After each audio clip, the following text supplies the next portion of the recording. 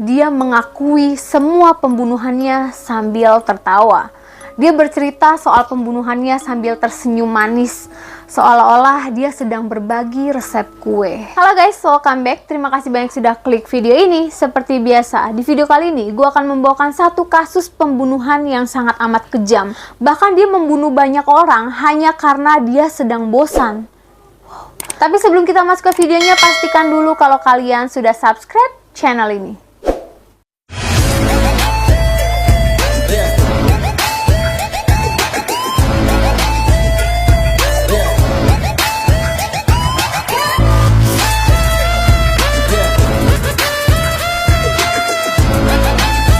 Nanny Doss, si nenek manis berwajah malaikat, tapi tangannya berlumuran darah. Kalau kamu ketemu Nanny Doss di jalanan, mungkin kamu bakal mengira dia adalah nenek-nenek biasa yang berwajah bulat, senyum yang ramah, ketawa renyah kayak nenek-nenek pada umumnya. Dia juga suka berbagi-bagi kue, tapi jangan salah, di balik tampang polosnya, Nanny Doss adalah salah satu pembunuh berantai paling kejam dalam sejarah Amerika.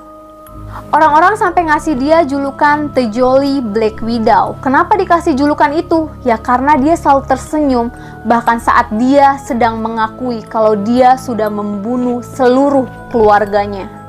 Nanny Doss lahir pada tahun 1905 di Blue Mountain, Alabama. Masa kecilnya jauh dari kata bahagia. Ayahnya super ketat dan sangat kasar. Dia melarang anak-anaknya sekolah atau bermain di luar. Hidup Nanny Doss cuma seputar kerja keras di ladang milik keluarganya. Bahkan ada insiden sebuah kecelakaan waktu dia kecil. Kepalanya sempat terbentur bagian belakang kursi kereta saat dia sedang berpergian. Karena terbentur itu bikin dia sering pusing, murung, dan mulai kehilangan kontrol emosinya. Trauma itu makin parah setelah dia dewasa. Nanny Doss tumbuh dengan obsesi yang aneh soal cinta dan kehidupan yang ideal.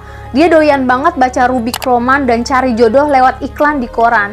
Bahkan sayangnya, kisah cintanya jauh dari kata yang dia bayangkan. Nanny Doss menikah 5 kali sepanjang hidupnya. Dan anehnya lagi, banyak orang mendekatinya lalu tiba-tiba mati secara misterius setelah berhubungan dengannya. Suami pertamanya yang bernama Charlie Bragg selamat dari pembunuhannya. Tapi 4 anak mereka, 2 diantaranya meninggal secara mendadak. Katanya keracunan makanan, tapi setelah semua terungkap, banyak yang yakin itu bukanlah hal kebetulan. Suami keduanya bernama Frank Harrelson. Dia malah disiksa batinnya oleh Nanny. Frank suka mabuk dan sangat kasar, tapi Nanny Doss juga nggak kalah bengis. Setelah Frank memperkosa Nanny, dia akhirnya meracuni kopi suaminya dengan racun arsenik. Setelah meminum kopi buatan Nanny, Frank tewas seketika. Suami ketiganya bernama Arlie Lanning. Dia juga tewas mendadak, sama ceritanya, racunlah yang membuatnya tewas. Suami keempatnya bernama Richard Morton, pria kaya raya yang Nanny kenal lewat iklan jodoh. Dia juga nggak bertahan lama. Dia tewas setelah digorok di bagian lehernya.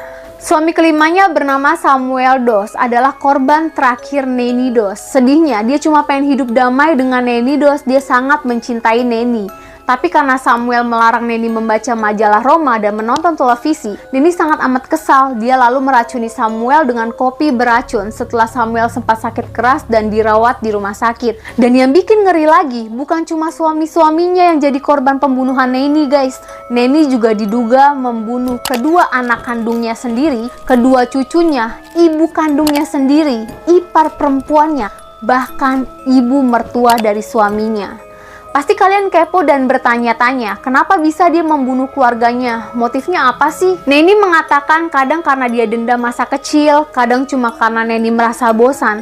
Ada juga uang lah yang menjadi penyebab dia membunuh suaminya, karena suaminya punya asuransi yang dia warisi. Akhirnya, setelah kematian Samuel Doss di tahun 1954, dokter curiga dan melakukan otopsi. Ditemukanlah kadar arsenik tinggi di tubuhnya Samuel. Polisi langsung menangkap Nanny Doss. Dan yang paling mengejutkan, dia mengakui semua pembunuhannya sambil tertawa. Dia bercerita soal pembunuhannya sambil tersenyum manis, seolah-olah dia sedang berbagi resep kue.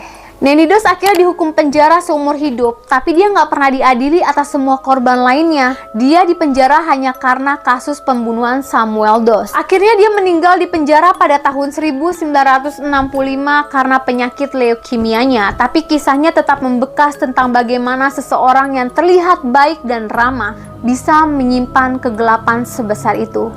Listen, wajah bisa menipu. Nenidos adalah bukti hidup bahwa kadang monster sejati bukanlah berwajah menyeramkan, tapi yang tampil dengan senyum lebar dan tangan yang penuh racun. Oke guys, terima kasih sudah menonton sampai akhir. Kalau kalian suka video gue, boleh bantu share ke teman-teman kalian. Kurang dan lebihnya mohon dimaafkan. Jangan lupa untuk subscribe. Aktifkan tombol loncengnya, jadi setiap kali gue masukin video, kalian selalu dapat notifikasinya. Thank you for watching. See you next video. Bye-bye.